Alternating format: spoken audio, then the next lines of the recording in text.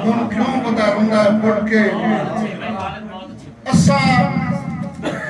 ਲੋੜ ਤੋਂ ਉੱਠੇ ਹੋਏ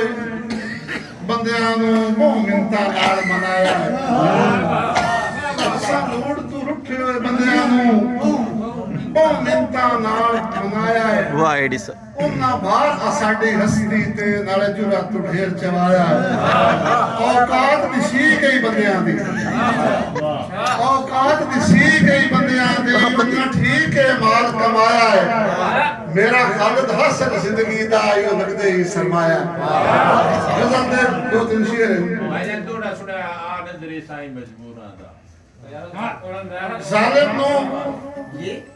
ਜ਼ਾਲਿਮ ਨੂੰ ਹੁਣ ਡਰ ਲੱਗਦਾ ਹੈ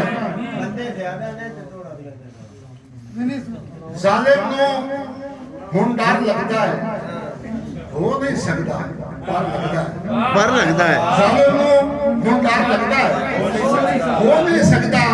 ਔਰ ਲੱਗਦਾ ਹੈ ਸੰਗੇ ਐਵੇਂ ਬਚਦੇ ਨਹੀਂ ਇਸ ਤੇ ਪੂਰਾ ਘਰ ਲੱਗਦਾ ਹੈ क्या बात है क्या बात है वाह शेर शाह गया संगे आने बचते नहीं इस ते पूरा घर लगता है औखे वेले चांदन होया है सुखे वेले हाथ लगता है औखे वेले चांदन वाह वाह